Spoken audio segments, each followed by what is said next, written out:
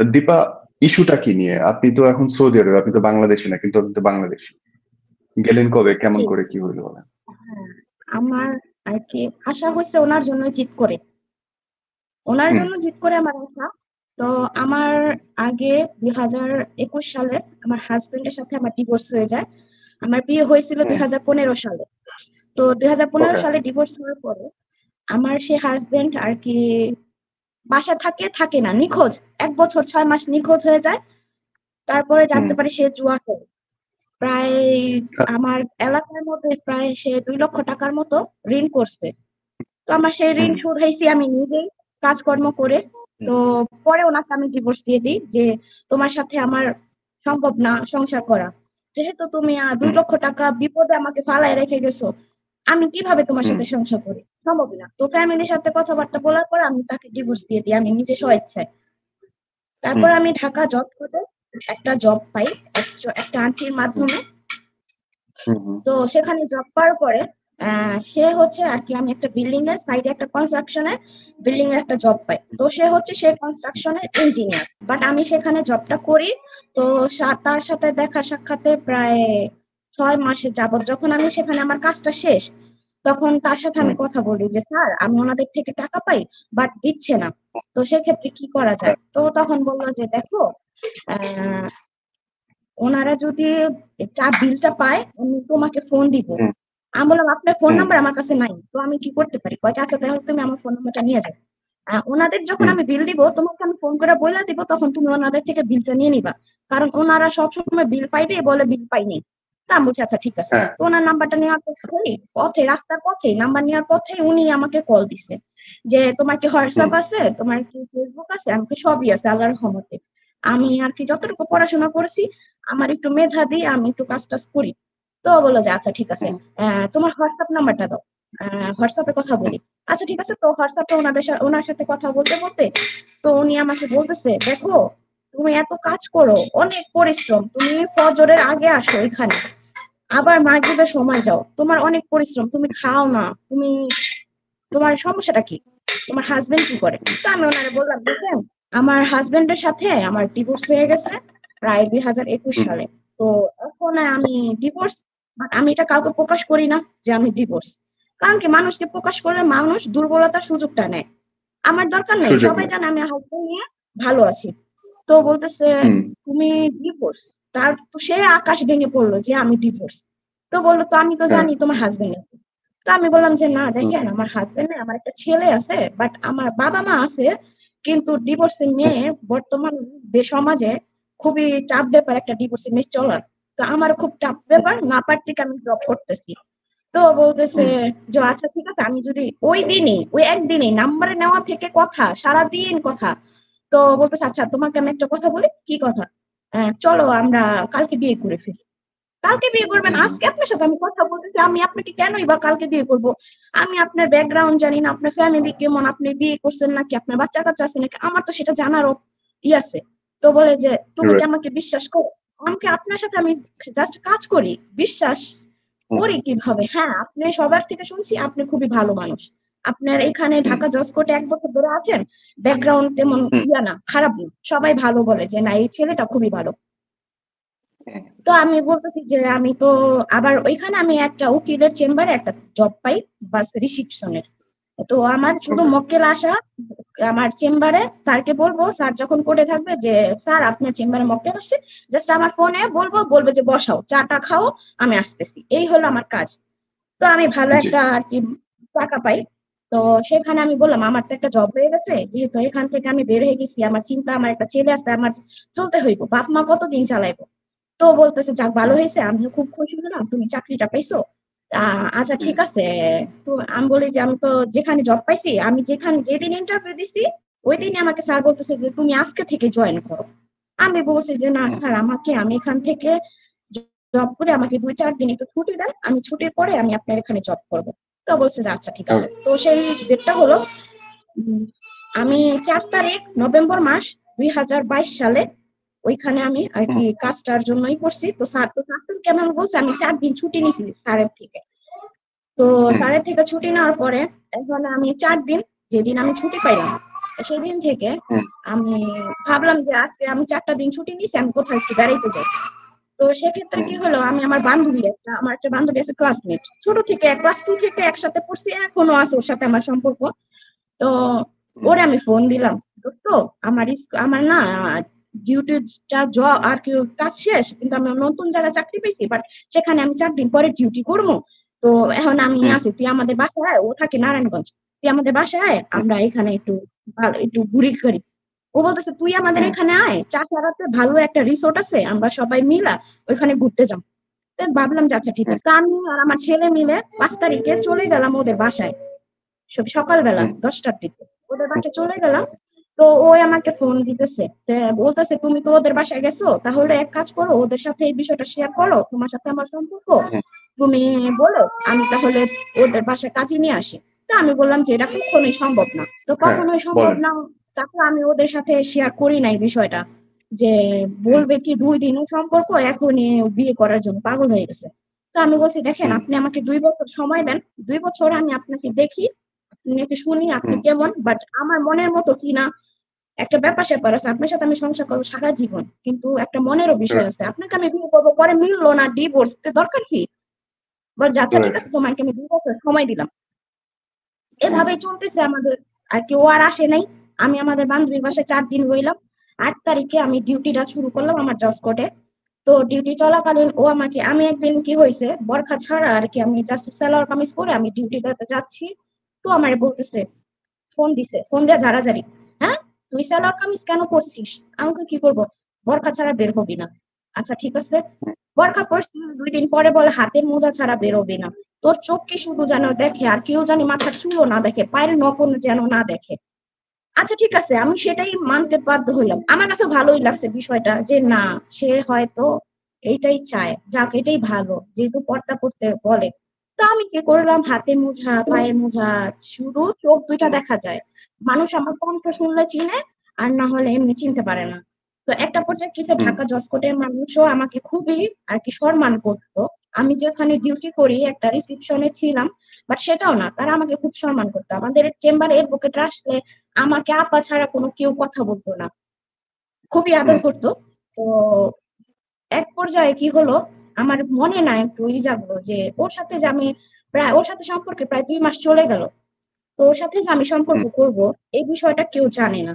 তো আমার একটা হুম, কাজিন আছে, তো সে এক র্যাব, বাট তার নামটা উল্লেখ করতে চাচ্ছি না। তো তাকে আমি জি, শেয়ার করলাম এই বিষয়টা। তো তাকে বললাম যে ভাইয়া এরকম এরকম, এই আমাদের বিল্ডিং এ একটা ইঞ্জিনিয়ার আছে, তো আমি ইঞ্জিনিয়ারের সাথে প্রায় 2 মাসের মতো কথা বলছি। তো আপনি, ও তো বলছে আমাকে বিয়ে করবে, 2 বছর টাইম দিছে। তা আপনি যদি তার হুম, সাথে কথা বলেন বা তার নাম্বারটা দিলে বা তার ভোটার আইডি কার্ড নিয়ে তার এলাকা থেকে ইনভেস্টিগেশন করতে পারেন যে ছেলেটা কেমন। হুম, তো বলছে যে আচ্ছা ঠিক আছে, রাইট, তাহলে তুমি ওর ভোটার আইডি কার্ডটা আমাকে দিও, আমি ওর থানা থেকে খবর নিব যে ও কেমন ছেলেটা। তা আমি বলছি আচ্ছা। তো আমি ওরা ফোন দিয়ে বললাম কি, যে তুমি আমার ভাইয়ের সাথে কথা বলো, আমার ভাইটা ভালো, তো উনি বড় ভাই হিসাবে মানি ওনাকে, উনি ভালো মন্দ আমাকে সাজেস্ট দেয়, তো সেই জন্য আমি ওনার সাথে এই বিষয়টা শেয়ার করলাম। এই অনেক গালাগালি করছে, তুই কেন শেয়ার করছিস, যা হবে তো 2 বছর পরে, এখন শেয়ার করার কি দরকার আছে? তো এক সময় না ও আমাকে অনেক গালাগালি করতো, আমি না সেগুলো হাসি মুখে নিতাম, কারণ কি প্রচুর ভালোবাসছি, আর একটা ছেলে আছে বিধায় তাও না। তো ভাবলাম যে না, ও যেহেতু আমাকে একটু কেয়ার কেয়ার করে, তো হয়তো বা ভালো হইতে পারে। সেই জন্য না, তার প্রতি আমি একটু দুর্বল হয়ে পড়লাম। ও আমাকে যেটা বলে ওইটাই, এটা করবি না ঠিক আছে, ডাইনে যাবি না ঠিক আছে, বামে যাবি না ঠিক আছে, আমি এগুলাতেই একমত ছিলাম, ও যেটা বলতো সেটাই। তো ওর যে ইঞ্জিনিয়ারের যে সহকারী থাকে, আমি আমার ভাইয়ের সাথে কথা বললাম, তো ভাই বলতেছে কি তুই ওর সহকারীর সাথে কথা বল, যেহেতু ওর ফাইল আছে, ওর যে এখানে চাকরি করে ওর ভোটার আইডি কার্ড নাম সম্পূর্ণ ফাইল আছে অফিসে। তো যদি পারে ও ভোটার আইডি কার্ডটা কানেকশন করে দিলে আমি গ্রামের বাড়িতে খোঁজ লাগাইতে পারি। আমি তো হুম। আচ্ছা ঠিক আছে। তো আমি ওনার সহকারীর অনেক কষ্ট করে সহকারীর খুঁজে পাইছি। এই তো ঘটনাগুলো সহকারী কতদিনের পরে ঘটেছে? আর কি আমাদের সম্পর্কে 2 মাস পরে, দুই আচ্ছা, হাজার ওকে, একুশ আর কি ডিসেম্বরের ঘটনা, 2021-এর ডিসেম্বরের ঘটনা। ওকে, তারপরে কি হলো, সহকারীরে বললাম কি ভাই আপনার আমি অনেক দিন ধরে খুঁজতেছি, 1 সপ্তাহ যাবত, তো আপনি যদি আমাকে একটু হেল্প করেন একটু উপকার হবে। তো কি উপকার? ভাই আপনি তো ওর আর কি সহকারী, বাট আপনি ওর ফাইল টাইল দেখেন, অফিসে যান, আপনি ওর ভোটার আইডি কার্ডটা আমাকে একটু কালেকশন করে দিতে পারবেন? বলে কি কি করবেন? ভাই দরকার আছে, তখন আমার কথা বলি নাই, কারণ সবাই হুম, জানে যে আমার হাজবেন্ড আছে, সবাই তো জানেন আমি ডিভোর্স। তো হুম, বললাম কি ভাইয়া, আমার আর কি আমার একটা বোন এই ইঞ্জিনিয়ারের সাথে সম্পর্কে আছে, তো তো আমরা জানতে চাচ্ছি যে ছেলেটা কেমন, গ্রামের বাড়ি খবর নিব হুম, তার জন্য। আমি বললাম, আচ্ছা ঠিক হুম, আছে আমি দেখি। দেখি বলে ওর ফোন দিছে ইঞ্জিনিয়ারকে, বলতেছে এরকম দীপা আপা আপনার ভোটার আইডি কার্ড খুঁজতেছে, কারণ কি? হুম, ঘটনাটা হলো ডিসেম্বরের 11 তারিখ 2021-এ। তো হুম, আমাকে ফোন দিছে দুপুরবেলা, ফোন দিয়ে আমাকে বলতেছে গালাগালি, ফার্স্টে গালাগালি। হ্যাঁ, তুই আমার ভোটার আইডি কার্ড নিয়ে কি করবি? তুই ওরে কেন বলছিস ভোটার আইডি কার্ডের কথা? আমি কি তোরে দিব না? তুই কি আমাকে বিশ্বাস করিস না? তুই আমার ভোটার আইডি কার্ড কি করবি? আমার গ্রামের বাড়ি খোঁজ নিবি? হ্যাঁ, আমি তো বলছি আমি তোর সাথে আছি, আমি কোথাও যাবো না। তা আমি বলছি আচ্ছা ঠিক আছে, তুমি আমার সাথে আছো, তাহলে ভোটার আইডি কার্ড দিতে সমস্যা কি? আমার লোক যাও, তাতে খবর নেই। তো বলতেছে সময় হলে সবই হবে, তোর ফ্যামিলি আমার বাসায় যাওয়া লাগবে না, আমার ফ্যামিলি তোদের বাসায় যাবে। তো সেই পর্যায়ে কি হলো, আমি না একটু কেমন জানি হয়ে গেলাম। ও আমাকে হোয়াটসঅ্যাপ থেকে ব্লক, মেসেঞ্জার থেকে ব্লক। ও আমার বলে তুই যেদিন ভালো হবি ওই দিনই তোর সাথে আমার কথা হবে, এর আগে আমি আর তোর সাথে কথা বলবো না। আমি কেমন জানি, খাওয়া দাওয়া নাই, শুধু নামাজ পড়ি আর আল্লাহর কাছে বলি আল্লাহ তুমি কি এর ভিতরে আমার ফালাইলা, এর থেকে তো একা থাকাই ভালো ছিল। তো এরকমই হুম, যাচ্ছে যাচ্ছে, ডিসেম্বর গেল, জানুয়ারি থেকে আমি আমার আমার বাসায় একটু সমস্যা হয়েছে, তো আমি একটু আলাদা বাসা নিয়েছিলাম। তো আলাদা বাসা নেওয়ার পরে আমি ওরে বললাম যে দেখো আমি তো আলাদা হয়ে গেছি আমার বাবা মা থেকে, আমি আমার ছেলে নিয়ে আলাদা থাকি। তো আপনি এটাও বলতে পারেন যে আলাদা থাকেন, তাহলে আপনার ছেলে কার কাছে থাকে? হ্যাঁ, আমি যখন ডিউটিতে যাই তখন আমার ছেলে আমার মায়ের কাছে থাকে, আমি সন্ধ্যা 6টা বা 5টার দিকে যখন ডিউটি থেকে আসি তখন আমার ছেলেরা আমার মায়ের বাসা থেকে নিয়ে আসে। তো তারপরে ও আমার বার্থডে গেছে, ফেব্রুয়ারি 3 তারিখে আমার বার্থডে গেছে। তো সেই ক্ষেত্রে আমি ওটা ফোন দিলাম যে আমার তো ফেব্রুয়ারি 3 তারিখে বার্থডে, আমার আর কি আমি যে বাসায় ভাড়া নিয়েছি, আমার ছেলেদের যেখানে থাকি তারা জানে আর কি, এলাকার মধ্যেই তো, তারা বলতেছে হুম, যে তোমার 3 তারিখে আর কি যারা যারা জানে বলতেছে আমাদের 3 তারিখে একটা পার্টি দাও, হ্যাঁ আমরা কিছু খাওয়া দাওয়া করি।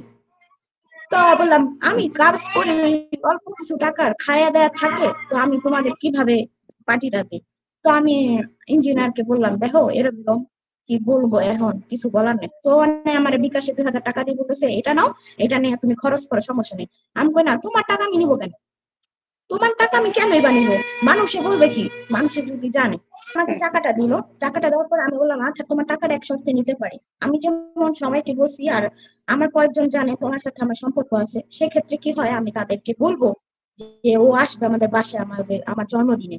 তো বলছে আচ্ছা ঠিক আছে, হুম, তুমি জন্মদিন যখন শুরু হবে, কেক কাটবা যখন আমাকে বললাম 1 ঘন্টা আগে আসবো, বেশি সময় দিতে পারবো না, তুমি কেক কাটবা আমি খেয়ে চলে যাব। আচ্ছা ঠিক আছে, আমি সেটাই মানলাম।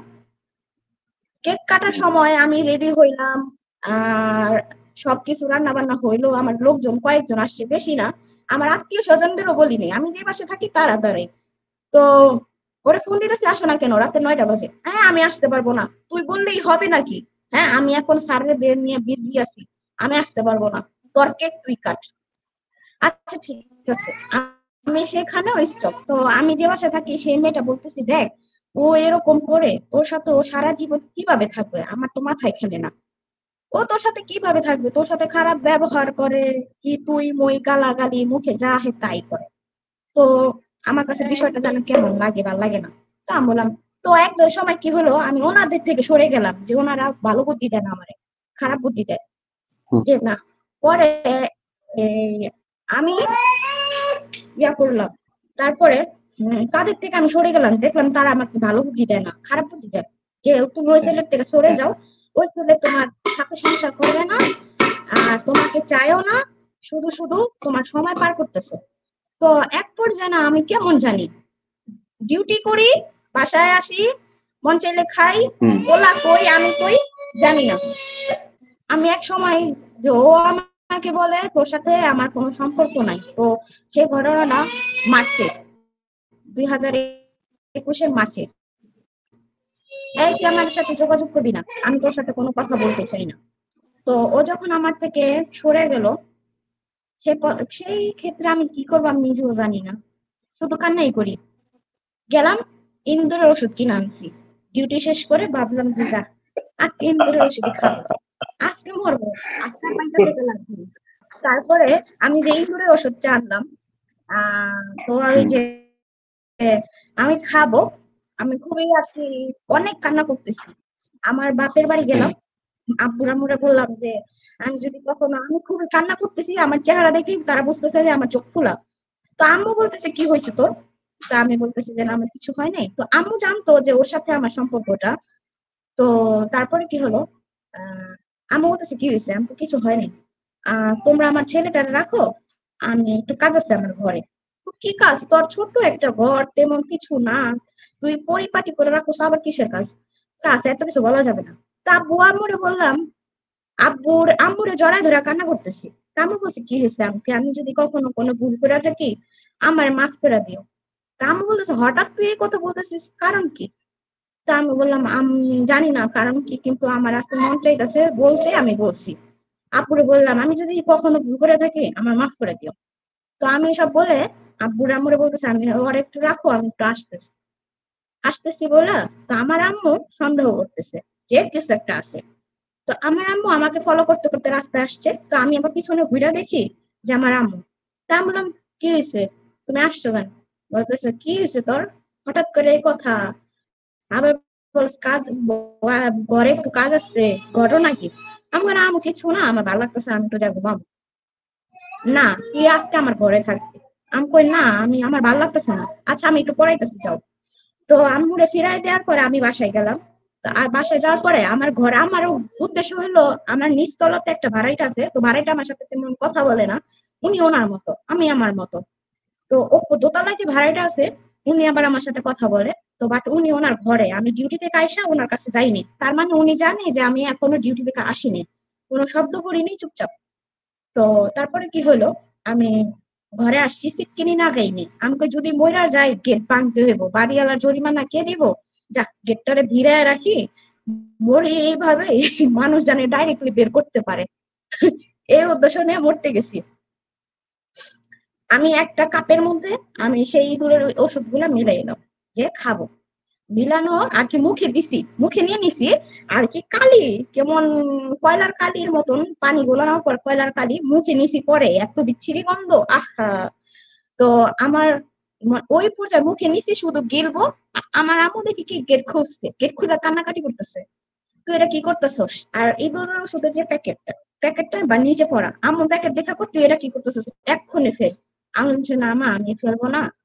আমি আর কি কথা বলতেছি না, আমি ইশারা দিতেছি আমি ফেলবো না, যে তুমি যাও, তুমি যাও, ইশারা দিতেছি, কিন্তু মুখে পুরো মুখ ভরা আমার পানি, শুধু গিলবো, এত বিচ্ছিরি গন্ধ যে আমি সহ্য করতে পারতেছি না। তো আমার আম্মু চিৎকার দেওয়ার পরে দোতলার যে আপু ছিল, সে নাইমা আসছে যে কি হইলো হঠাৎ করে।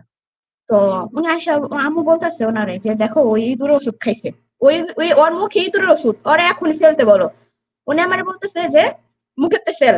আমি কই যে ইশারা দিতেছি ফেলবো না, মুখেতে ফেল, ফেলবো না। হুম, অনেক জোর জোরে আমার একটা থাপড় দিছে গালের মধ্যে, হুম, মন ভুলার হুম, মতো না।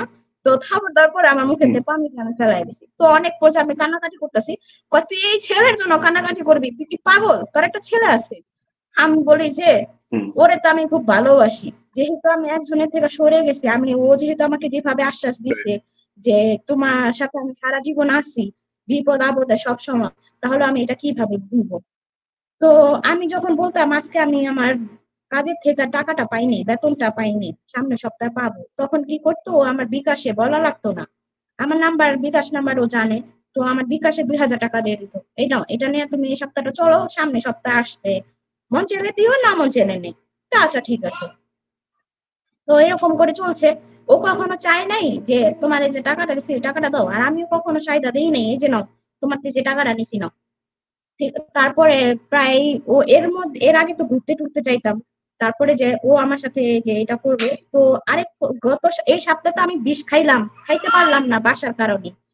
তারপরে সপ্তাহে কিন্তু একটা জিনিস মনে নাই, যে ওই আপুটা আমারে নজরদারি রাখতেছে, কই যাই, কি করি না করি। উনি, আমি ডিউটি থেকে আসা অবস্থায় আমার ঘর রুমের গেট খোলা অবস্থায় আমার চিল্লান দেয়, দীপা তুই আসছোস? হ্যাঁ আসছি। আচ্ছা ঠিক আছে, তুই কাপড় চোপড় পাল্টে আয়, উপরে আয়। না আমার ভালো লাগে না, আবি অক্ষণে একসাথে ভাত খামো। কিন্তু এই আপুটা আমার অনেকটাই করতো, অনেকটা। তারপরে কি হলো, আমি শুক্রবার নামাজ পড়ছি, জুম্মার নামাজ টামাজ পড়ে, আসরের নামাজ পড়ে ঘরে ভাবতেছি যে আজকে একটা কিছু করি, আজকে শুক্রবার আছে। নিলাম তো, ঘরে যে চেয়ারটা আছে, সে আপুরে বলে কি তোমার চেয়ারটা একটু দিবা, কি করবি? আর কি আমার ঘরে একটু রশি টাঙাইছি, ঘরে কাপড় চোপড় শুকা দিব, তো আমি একটু আর কি হাতে আসতেছে না, তার জন্য একটা চেয়ারটা লাগবে। তো বলতেছে কি আচ্ছা নিয়ে যা।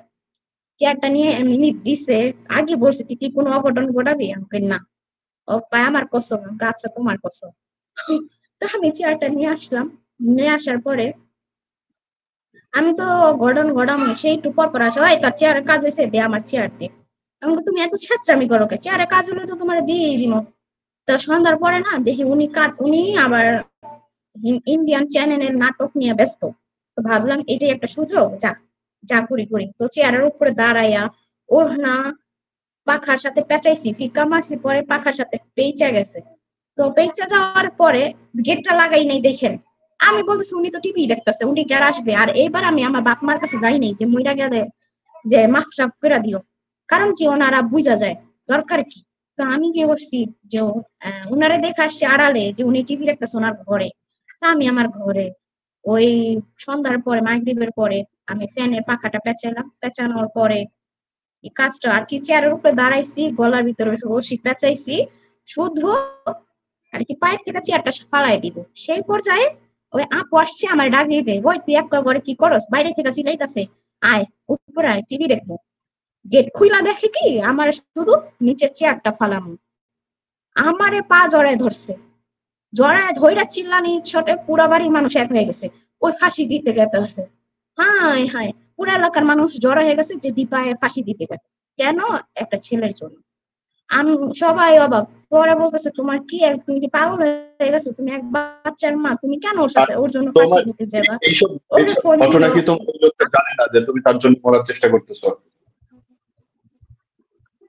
সে জানে, সে জানে তার ফোন দেওয়া হইতাছে, বিষ খাইছি তখনও তাকে ফোন দেওয়া হয়েছে যে ও কিন্তু ইঁদুর ওষুধ খাইতেছে, ফাঁসি দিতে গেছে, ওরা ফোন দিল আমার সামনে যে ও কিন্তু ফাঁসি দিতে গেছে। বলে কি ও যদি মইরা যায় তারপর আমার খবর দিয়ে যে ও মরাই গেছে। তারপরে উনি আমার সামনে ফোন দিল, বলতেছে কি দাঁড়া আমি ওরে ফোন দিই। ফোন দেওয়ার পরে বলতেছে কি এই মঞ্জুর, তুমি কই? কয় আমি ডিউটিতে, কেন কি হয়েছে? কয় কি এরকম এরকম দীপাই কিন্তু গলায় ফাঁসি দিতে গেছিল। হ্যাঁ তুমি কই, এখনই আসো। বলে কি শুনেন, এইসব ফাউল পেঁচাল নিয়ে আমার সামনে পারবেন না। ও যখন মইরা যাবো তখন আমার খবর দিন যে দীপার মইরা গেছে, বাস। এখানে পরে আমার বলতেছে দেখ কি বলে, তুই শুন। তারপর আমি বললাম যে আমি আর কি শুনবো, আমার তো আর শোনার কিছুই নাই, আর কি করার আছে, যা কপালে যা আছে তাই। তো আমাদের পাশের বাড়ির একটা লোক সৌদি আরব আসছে একজন দালালের দ্বারায়। তো সে তার বোন বলতেছে কি দেখো তোমাকে আমি একটা কথা বলি, কখনো কারো খারাপ বুদ্ধি দিনে হয়তো বা ভালো হইতে পারে, তোমার ভাগ্য যদি ভালো হয়। আমার বোন সৌদি আরব গেছে প্রায় 1 বছর হয়ে আসে, তুমি চাইলে আমি সেই দালালের সাথে আলাপ করি, তুমি চলে যাও। তুমি এখানে থাকো, তুমি একটা ঘটনা ঘটাইবা, তুমি যদি দূরে থাকো এগুলা মনেও পড়বে না, সারাদিন কাজে ব্যস্ত থাকবা, তুমি সৌদি আরব চলে যাও। তা আমি একবার যে বলছি না আমি যাবো না। সৌদি আরব যাবো কি লেগা, মরলে হে নেই মরবো, সৌদি আরব যাবো নাকি? পরে বলতেছে দেখো ভালো হইব। তা আমি এক পর্যায়ে চিন্তা করলাম যে না ঠিকই বলছে, হয়তো এখান থেকে সরে গেলে আমি নয়তো বা ওরে বুইলা আমি একটা আমার জীবনটারে সেটেল করতে পারবো, যেহেতু আমার একটা ছেলে আছে। সে পর্যায়ে আমি বললাম যে আচ্ছা ঠিক আছে, আপনি আপনার দালালের সাথে কথা বলেন। তো দালালের সাথে কথা বলার মধ্যে সে আমার পাসপোর্টটা করে, সে আমার পাসপোর্ট নিয়ে অনেক ঝামেলা হয়েছে, এটা হবে না সেটা হবে, ভোটার আইডি কার্ডে বয়স কম, পাসপোর্টটা নিয়ে ঝামেলা হইলো, সব দিকে ঝামেলা হয়েছে। আমি বলছি যে এবার আমার ঠাটা পড়ছে, পাসপোর্টে ঝামেলা হয়েছে বা ভোটার আইডি কার্ডে, পাসপোর্ট হবে না, বাদ দিয়ে দিছে। ভোটার আইডি কার্ড আর কি পাসপোর্টটা দুইবার রিজেক্ট করে দিছে। লাস্ট বার কন্ট্যাক্ট করা হয়েছে যে আরেকজন লোকের সাথে যদি পাসপোর্ট করে দেন তাহলে আমরা মোটা অঙ্কের টাকা দিব। তো তারপর বলছে যে আচ্ছা ঠিক আছে, পাসপোর্ট করতে 25,000 টাকা লাগবে। তো আচ্ছা ঠিক আছে 1 মাসের মধ্যে করে দিব। আচ্ছা ঠিক আছে আমি তাতে রাজি, কিন্তু টাকা কিন্তু আমার না, টাকা হচ্ছে কোম্পানি। তো সে পর্যায়ে পাসপোর্টটা করার পরে আমার আর কি ভিসা হিসাব করছে তাড়াতাড়ি, ভিসা আসছে 1 মাস না, ভিসা ওনাদের অফিসেই থাকে। তো সেই ক্ষেত্রে আমি ভিসাটা আসছে আমার এপ্রিলে। আহ এপ্রিলে রমজান মাস 2023-এর ঘটনা। এপ্রিলে রমজান মাস, আমার তো এখন কথা শুনে আমার ফোন দিয়ে বলতেছে, দীপা তোমার জন্য একটা সুখবর আছে। কি ভাইয়া? এমনও মানুষ আছে তাদের পাসপোর্ট হয়, ভিসা আসতে লেট হয়। তার জন্য আমি ভাবলাম যে হয়তো বা আমার একটু 6 মাস লেট হইতে পারে। সেই জন্য আমি বলতেছে, রাত্রে ফোন দিয়ে বলে তোমার সুখবর কি, তোমার ভিসা হয়ে গেছে। আমার কান্না কে দেখে, আমি তো যাব না। তারপরে আবার সেই ডিপ্রেশন, যে গেলে হয়তো বা ভালো হইতে পারে। তো ঢাকা হুম। জজকোর্টে আবার কি হলো, সেখানে তারা বলছে আমার সাথে নাকি তার বিয়ে হয়ে গেছে। ঢাকা জজকোর্টে একটা শিট, বদনাম সরি। ছড়াইলো, তার সাথে আমার বিয়ে, বিয়ে হয় নাই। ওকে। বিয়ে সবার কাছে ছড়াইতে, তার সাথে আমার বিয়ে হয়েছে। ঠিক আছে। ওকে। আর সে নাকি আমার হাজবেন্ড। তো আমি আচ্ছা। ভাবলাম হয়তো বা ভালো কিছুই। যে আমার বলতে, আপনি নাকি মঞ্জুরের নাকি ইঞ্জিনিয়ারের নাকি বিয়ে করছেন। আমি বললাম যে হুম। হ্যাঁ। আচ্ছা ঠিক আছে, 2 মাস ওই যে ঝগড়ার ভিতরেই আমার মানুষকে বলতেছে ওর সাথে আমার ডিভোর্স হয়ে গেছে। হুম। ডিভোর্স হয়ে গেছে, ওরা আমি হ্যান্ড ক্যাশ 2 লাখ টাকা দিচ্ছি। আমার পর্যায়ে না আচ্ছা। অনেক খারাপ লাগতেছে যে হ্যান্ড ক্যাশ ও আমাকে 2 লক্ষ টাকা দিল।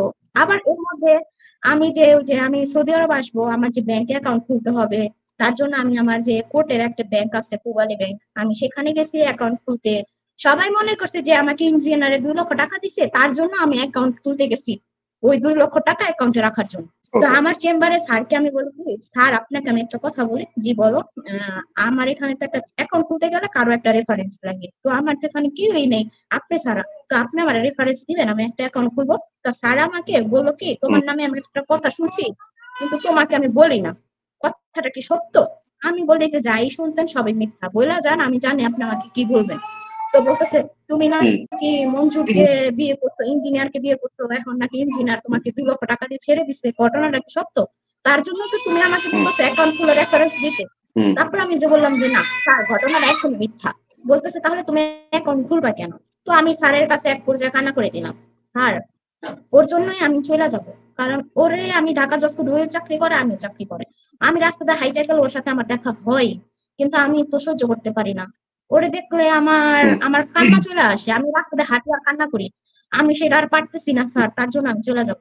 তার জন্য আমার একটা অ্যাকাউন্ট লাগবে, যদি আমি বাংলাদেশের বাইরে থাকি সেখান থেকে আমি টাকাটা কিভাবে দিব? আমার তো অ্যাকাউন্ট লাগবে। সবই কি বাবা মায়েরা দেওয়া যায় নাকি, নিজের ভবিষ্যতের জন্য যাইতেছি। তো বলতেছে ও রাইট। আচ্ছা ঠিক আছে। তো অ্যাকাউন্ট খুললাম।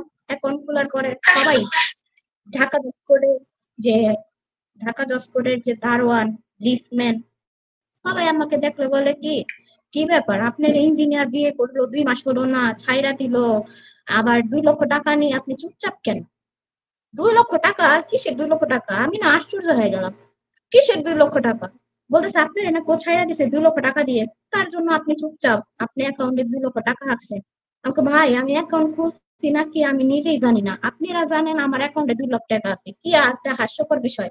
আমার হাসিলে কয় সিরিয়াস, আপনার ডিভোর্স হয়নি? আমি কই মিয়া, কি এর ডিভোর্স, কি এর কি, আমি তো কিছুই জানি না, খালি আপনারা কোন আমি হ হ করি, বাস এই পর্যন্ত। তো বলতেছে যে না, আপনি মিথ্যা বলতেছেন, আপনি 2 লাখ টাকা পাইয়া আপনি চুপ করে আছেন। আমাকে যেটা ভালো মনে করেন। তো সেই পর্যায়ে না, সেটা রমজানের ঘটনা, 2022-এর এপ্রিলের ঘটনা। তো ভাবলাম কি হুম। যে যাহ, মানুষের নানান কথা বলে, ওর জন্য এর থেকে ভালো হয় কি আমি এখান থেকে সইরা যাই। ওরও দেখবো না, হুম। মানুষের নানান কথাও শুনবো না, আমি সইরা যাওয়াটাই বেটার। তো আমার তো ভিসা এসে পড়ছে। ভিসা আসার পরে আমি সেই লোকের বলতেছি, কি ভাই আমি এক পর্যায়ে বলছিলাম যাবো না, এখন আমি যাইতে চাইতেছি। আপনি আমারে যদি হ্যাঁ। এই তখন ছিল 10 রোজা, এপ্রিলের 10 রোজা। তো আমি আমার দালালরে বললাম, দেখেন আপনি যদি আমাকে এই 4-5 দিনের মধ্যে পাঠাতে পারেন, তাহলে আমি যাবো, আর হুম। নাইলে আমি যাবো না। তো ওনাকে আমার এই কথাটার ওকে। উদ্দেশ্য হলো যে উনি পারবে না আর কি টিকিট কালেকশন করতে। বর্তমানে ওমরার জন্য টিকিট পাওয়া যাইতেছে না সৌদি আরবে।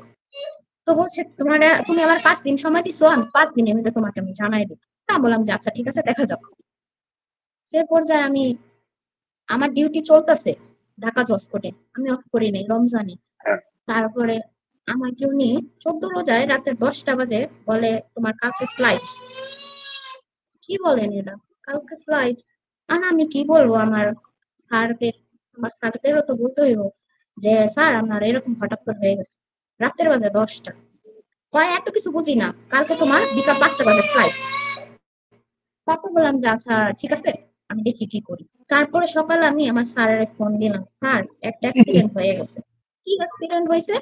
এরকম আমার হঠাৎ করে আমার আর কি কাজ ভিসার জন্য আর বলছিলাম, ভাবছিলাম হবে না, তো হয়ে গেছে। আমার হুম, আজকে বিকাল 5টায় ফ্লাইট। এখন স্যার আমি আর কিছুক্ষণের মধ্যে বাসা থেকে বেরোবো। সকাল 10টা বাজে ফোন দিলাম। তো বলতেছে কি, হায় কি হায়। বলো এটা, এখন আমি লোক কই পাবো? তো আর কি ওই আমি 10 রোজার মধ্যে আমার বেতনটা আমি প্রতি সপ্তাহে উঠাইতাম টাকা পয়সা। তো সব তখন আমি উঠাইছি, আমি 7-8 টাকা উঠাই আমি চলতাম। তো বলতেছে এখন হুম, আমি এই মুহূর্তে লোক কই পাবো? তা আমি বললাম স্যার আপনি চিন্তা করেন না, আমি যে বাসায় থাকি এই বাসায় একটা মেয়ে আছে, ও খুবই সমস্যা আছে, যদি হয় আমার বয়সী 2-1 বছরের ছোট হবে, রাখতে পারেন, সমস্যা নেই। তো বলছে আচ্ছা ঠিক আছে, তুমি আমার বাসায় আসতে বলো, আর তুমি দোয়া করি তুমি যাও ঠিক মতো, পৌঁছায় ফোন দিও। হ্যাঁ, তা বললাম আচ্ছা ঠিক আছে। তো সে পর্যায়ে আমি ওই ওকে। মেয়ের ঠিকানা দিলাম, তুমি যাও স্যারের সাথে কথা বলো। তা আমি সৌদি আরবের উদ্দেশ্যে রওনা হইলাম 12টা বাজে। মানে দিন 12টা বাজে হচ্ছে আপনার ফ্লাইট হলো, তাই তো? আর বিকাল 5টা বাজে ফ্লাইট, আমি দুপুর 12টা বাজে রওনা হলাম। সকাল আর আন্ডারস্টুড। কি। তারপর আমি সেই 12টা বাজে রওনা হলাম।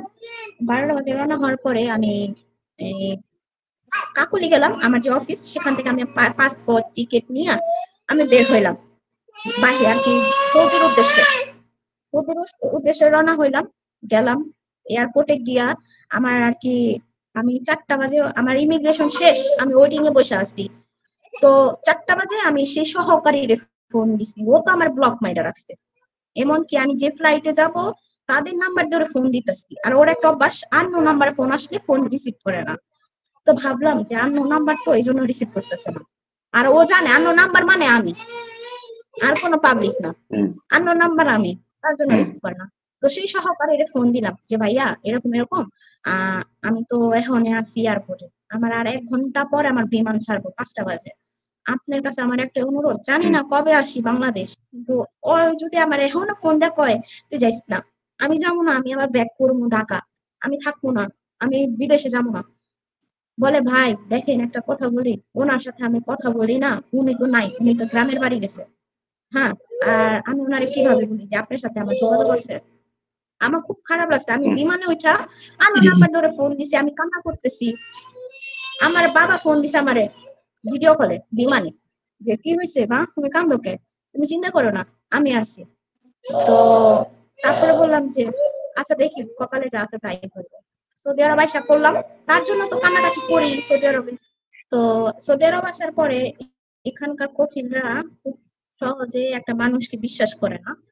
তো আমি আসার পরে আমাকে সপ্তাহে একদিন ফোন দেওয়া হয়তো বাসায় কথা বলার জন্য, সপ্তাহে একদিন, ওকে। যে তুমি কথা হুম, বলবে। আমি চাঁদ রাতে কথা বলছি, আমাকে ঈদের দিন কথা বলতে দিবে না, যে তুমি চাঁদ হুম, রাতে কথা বলছো আবার 1 সপ্তাহ পর কথা বলবা। না আমি বলতেছি কি ঈদের দিন, বলতেছি আজকে ঈদ, আমার বাসায় একটু কথা বলি, অনেক কান্নাকাটি করছি, পরে তারপর ফোন দিছে যে আচ্ছা নাও, আজকে কথা বলতেছো, তারপরে 2 সপ্তাহ পর ফোনে কথা বলবা। তো আমি বললাম আচ্ছা কফিল ঠিক মানে আছে, হচ্ছে ফোন দিলে মালিক দিয়ে, না? না দিলে নাই, আর কিছু না, আর কি ওনাদের ভাষায় আর কি যতটুকু পারতাম। হ্যাঁ হ্যাঁ মালিক। ঈদের দিন কথা বলতে দিছে, তার 1 সপ্তাহ পরে আমাকে ফোন দিছে। আমাকে বলছে 2 সপ্তাহ পর বাসায় ফোনে কথা বলতে দিবে। 1 সপ্তাহ পরে আমারে বলতেছে যে তুমি কি তোমার বাসায় কথা বলবা? আমাকে আপনি তো বলছেন 2 সপ্তাহ পর ফোনে কথা বলতে দিবেন। কয় না সমস্যা নাই, নিও কথা বল। তো আচ্ছা ঠিক আছে, তখন আমাকে ওয়াইফাই কালেকশন দেয় নাই, কোন রকম আর কি আমাকে ওয়াইফাই কালেকশন দিবে না। যখন আমার বাসায় কথা মন চাইবে তখন ওনারে আমি বলবো, উনি আমাকে ওনার হটস্পট থেকে আমাকে লাইন দিত, আমি বাসায় কথা বলতাম। 1 ঘন্টা হওয়ার আগে বলতো 1 ঘন্টা হয়েছে, 1 ঘন্টা হয়েছে, অস্থির বানায় ফেলে তো বাসায় কথা বলার জন্য আর কি। ওই সময়টায় আমি এখন ফিল করি যে ও মনের ভিতরে এই জাগলো যে ওনারা আমি একটু ফোন দেই তো, দেখি তো উনি আমাকে হোয়াটসঅ্যাপের আর কি ব্লগটা ছুটাইছে কিনা। তো ওনাকে না আমি শুধু একটা ডট দিয়ে মেসেজটা পাঠাইছি, কোনো কিছু না, শুধু একটা ডট দিছি। ডট দিয়ে পাঠানোর পর দেখলাম যে না, মেসেজটা হয়েছে, আপলোড হয়েছে। তো ভাবলাম যে না, উনি আমাকে ব্লগ ছুটাইছে। তো সে পর্যায়ে না উনার মেসেজটা দেওয়ার পরে আমার নিজেরই হাত পা কাঁপতেছে। আল্লাহ, এখন যদি আমার ফোন দিয়া গালাগালি করে আমি কি করব? ওর তো হুম, বালা না, আমার ফোন দিয়ে গালাগালি করবো। হ্যাঁ, এই যে ওনার সাথে আমি যে সেপ্টেম্বর মাস 2023 সালে ওনাকে আমি একটা ডট দিলাম প্রায় 20 তারিখে। 20 তারিখে ডট দেওয়ার পরে না উনি সিন করছে, বাস এই পর্যন্ত উনি আমাকে কোনো রিপ্লাই দেয়নি। তো আমি 2023-এর 26শে সেপ্টেম্বর আমি ওনাকে নিজের স্ব ইচ্ছায় ফোন দিলাম, দেখলাম কি উনি আমার ফোনটা রিসিভ করছে। আমি কথা বলতেছি না, আমার ভিতর হাত পা কাঁপতেছে, এই নিয়ে আমার গালি দেয়, গালি ফোন দিছিস কে লেগা, কারণ ও ফোনের আগে গালি, মানুষের ফোন দেওয়ার আগে সালাম দেয় আর ও ফোন দেওয়ার আগে গালি, এটা ওর থাকে। তো আমি কিছু বলি না। তা আমার বলছে হ্যালো কেমন আছো, তা আমি বলি যে হ্যাঁ ভালো আছি, আপনি কেমন আছেন? তো বলতেছে তুই আমারে থুইয়া গেলি গা, তোর এত জিদ, তুই আমারে তুই আমার সাথে সারা জীবন সংসার করতে চাস, আর আমি তোর একটু কষ্ট দিছি তার জন্য তুই আমার রাইখা সইরা গেলি না, এটাই তোর ভালোবাসা। তখন উনি আমার এটা বুঝাইলো এটা আমার ভালোবাসা। তো বললাম যে কি করবো, দেখো তুমি জানো আমার অনেক রাগ, আমি মাথায় অনেক কিছু করে ফেলাই, নিজের ক্ষতি করি আমি বেশি রাগের মাথায়। তো বলে যে যা হয়েছে হয়েছে বাদ দে, এখন নতুন করে জীবন শুরু কর, আমি তোর লাই থাকতে চাই। তো আমি বললাম যে আচ্ছা ঠিক আছে, সমস্যা কি, তুমি যদি আবার আমার মাঝপথে আবার নতুন করে কন্টিনিউ করবো আমাদের কথা, তারপরে দেখা যাবে আবার তুমি চলে যাইবা, তখন কি করবো? তারপরে বলতেছে আল্লাহর কসম লাগে আমি তোর ছেড়ে কখনো যাব না। কারণ হইতেছে এই কথাটা আমি কেন বলতেছি, এগুলার সব স্ক্রিনশট আমার কাছে আছে। উনি যে আমার মেসেঞ্জারে, তারপরে যে আবার মেসেঞ্জারে আবারও জিজ্ঞেস করছি মেসেঞ্জারে যে মেসেজ করে, কারণ ওনার কথা তো ঠিক নাই, ওখানে একটা বলবো একটু পর বলবো আরেকটা। ওনার আমি মেসেজ দিছি তুমি কি আমার কখনো ছেড়ে যাবে না, কয় না, আল্লাহর কসম, কয় আল্লাহর কসম। আচ্ছা ঠিক আছে। সে পর্যায়ে ওই যে এখানে আবার আরেকটা কথা আছে, সে আমাকে আর কি, আমি এখানে আসার আগে সে আমাকে বলছিল সে ম্যারিড, আনম্যারিড। ওনারা আমি জিজ্ঞেস করছিলাম তুমি কি ম্যারিড, তো বলছিল কিছু বলে নাই। তো ভাবলাম যে যাক এই লোকটা ডিস্টার্ব না করে বলো। তো একদিন আমাকে বলতেছে দেখো তোমাকে আমি একটা কথা বলি নাই, এতদিন গোপন রাখছিলাম, কি কথা বলেন, আমার কিন্তু ম্যারিড, হ্যাঁ, বাট ডিভোর্স হওয়ার পথে 1 লক্ষ টাকা কাবিন, তো এই কাবিনের টাকাটা দিলে আমার ঝামেলা শেষ। উনি আমাকে এই কথাটা বললো। তো আচ্ছা ঠিক আছে, তখন তো আমার কাছে টাকা ছিল না যে আমি ওনার 1 লক্ষ টাকা দিব। এখন আমার সাথে এই যে 26শে সেপ্টেম্বর থেকে ওনার সাথে আমার কন্টিনিউ, তারপর থেকে ওনার সাথে আমার কথা হয়, উনি আমাকে সারাদিনে ফোন দেয় না, উনি আমার আবার এখানে আমার কথা আছে তুই আমাকে সারাদিন ফোন দিতে পারবি না। কখন ফোন দিব, বাংলাদেশ সময় রাতের 11টা বাজে ফোন দিবি, 12টা পর্যন্ত কথা কবি, 12টা 1 হইব ফোন কাইটা দেব, আমি তাতে রাজি। আচ্ছা ঠিক আছে, আমি তাতে রাজি আছি, 1 ঘন্টা কথা হইতে পারলেই তো অনেক কিছু। আমার ম্যাডামরা আমি বলি কি আমার বাসা থেকে ফোন দিব, সারাদিন যে বাসায় কথা হয় এর মধ্যে আমি আবার ফোন কিনছি। আমি ফোন কিনছি আগস্টে, আমি আগস্টে ফোন কিনছি, আগস্টে ফোন কিনছি, আগস্টে ফোন কেনার পরে তো তখন আমি নিজে টাকা মোবাইলে নেট ভরি, সিম কিনছি, নিজে টাকা ভরে বাসায় কথা বলি। তো ম্যাডাম জানতো না আমি কখন কথা বলি কখন কি করি। তো আমি তখন আমার এখানে বাংলাদেশ সময় 11টা, আমার এখানে রাতের 8টা। তারপরে আমি ওনারে কথা বলতে বলতে আমি ওনারে বলি কি জানো আমি না একটা মোবাইল কিনছি তোমার মতো, তোমার তুমি যে মোবাইল কিনছো ওইটা সেল কিনছি আমি। তো বলতেছে ও তুই মোবাইল কিনছোস, আর আমি মোবাইল কিনতে পারি না, যে টাকা বেতন পাই ওটা দিয়ে আমি চলি, বাসায় দিতে পারি না। তো আমি বললাম যে তুমি মোবাইল কিনতে পারো না টাকার জন্য, আর আমি এখানে টাকা কামাই, আচ্ছা তোমার মোবাইলের দাম কত? তো আমারে বলতেছে যে আমি এখানে যে মোবাইল দেখছি একটু সেকেন্ড হ্যান্ড, তো আলট্রা, দাম হইতাছে প্রায় 30,000 টাকা।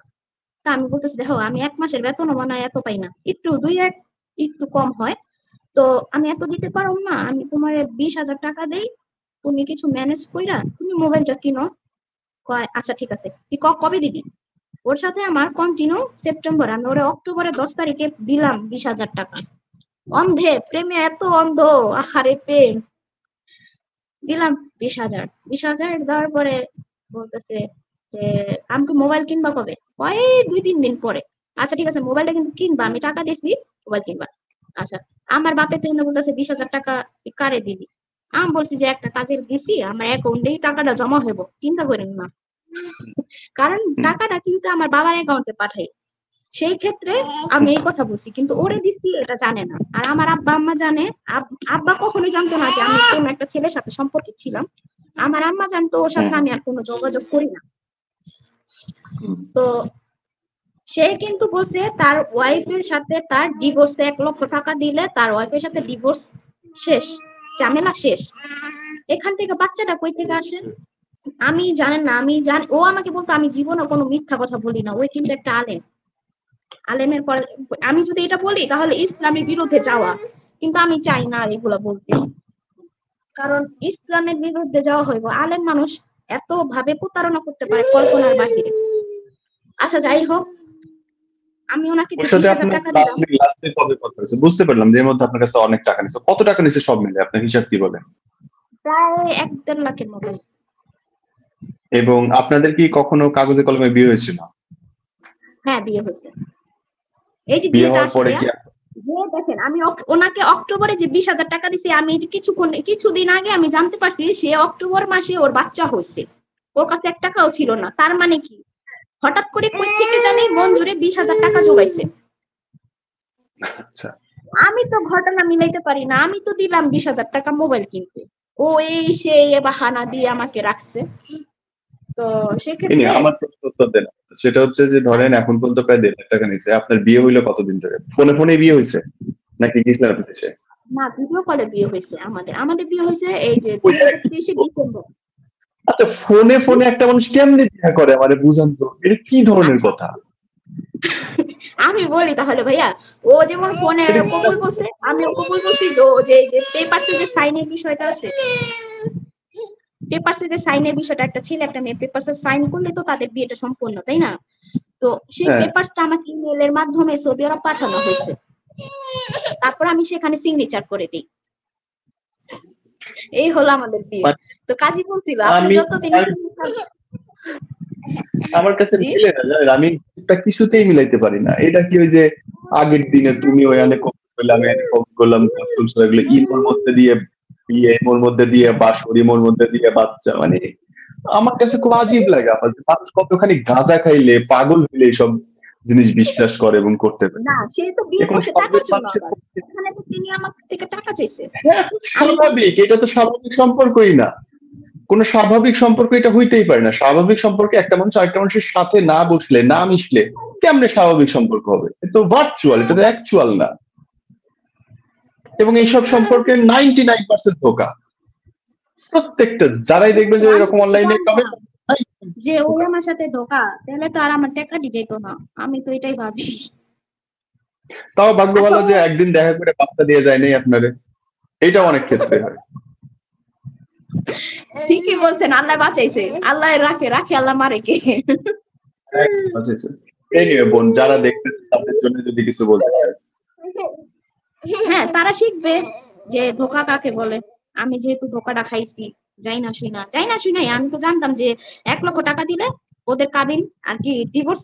তো আমি বললাম কি এক পর্যায়ে যে আমাদের সম্পর্কের যখন কিনা কন্টিনিউ আবার শুরু হইলো, তো বলতেছি কি আচ্ছা হ্যাঁ, তোমার ওয়াইফের, ও আমার বলতো শুধু ওর ওয়াইফ ওর নামে মামলা করছে। কেন মামলা করছে? কাবিনের মামলা। ওর সাথে ও খাবে না। ওর সাথে ও কেন খাবে না? ওর বাচ্চা হয় না, ওর একটা বাচ্চা দরকার। হ্যাঁ, তো একটা সংসার একটা বাচ্চাই হলো সব। তো বাচ্চা কাচ্চা যদি না হয় সেই সংসারে দরকার কি? তো আমি একটু কেমন হয়ে গেলাম যে আল্লাহ, এই বাচ্চা হয় না বলে বলে এই কথা। হ্যাঁ, আবার মেয়ে নাকি ওর ছেলে আর কি মঞ্জুরের বাবা মার সাথে খাবে না, ঘর জামাই রাখবে ওরে। ও বলতেছে আমি আমার বাপ মা ছাড়া কোথাও যাব না, আমি কখনো ঘর জামাই থাকবো না। আমি বললাম এইটাও হইতে পারে, কিন্তু এগুলো যে সবই বন্ধু, মিথ্যা।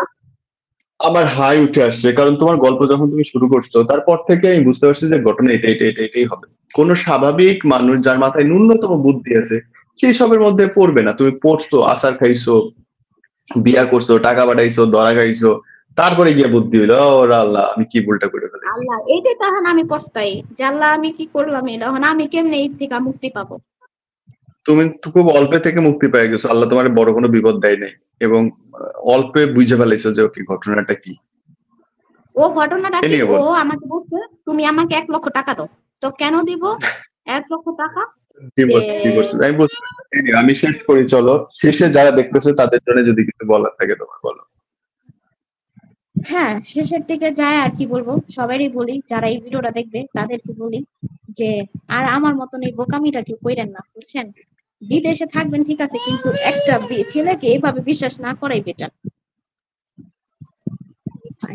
থ্যাংক ইউ আপা, থ্যাংক ইউ দীপা, ভালো থাকো, আল্লাহ তোমার ভালো রাখো।